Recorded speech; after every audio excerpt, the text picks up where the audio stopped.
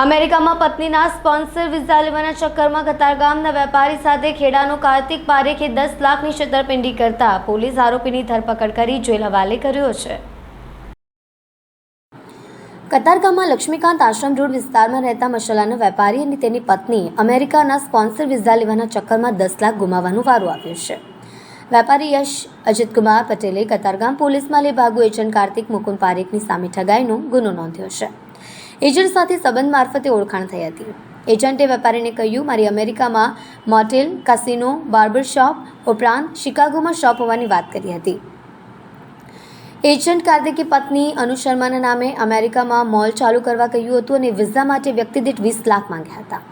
વેપારી યશ પટેલે પોતાના ઘરે એજન્ટ કાર્તિક પારેખને 7 લાખ રોકડા, 3 લાખ ચેકથી આપ્યા હતા। લેભાગુએ વેપારીને ગાંધીનગર ખાતે નવા મકાનનું વાસ્તુનું નિમંત્રણ પણ આપ્યું હતું। થોડા દિવસો પછી વેપારી એજન્ટના એડ્રેસ પર ત્યાં જઈ જોયું તો કોઈ ઘર ન હતું। આથી વેપારીને શંકા ગઈ હતી। વેપારી અને તેની પત્નીએ અમેરિકા મોકલવાના એજન્ટે સપના બતાવી 10 લાખ લઈને ગાયબ થયો હતો। લાખોની રકમ ગુમાવતા વેપારીએ પોલીસમાં ફરિયાદ આપી છે। ફરિયાદને આધારે કતારગામ પોલીસે આરોપી કાર્તિકની ધરપકડ કરી વધુ તપાસ હાથ ધરી છે।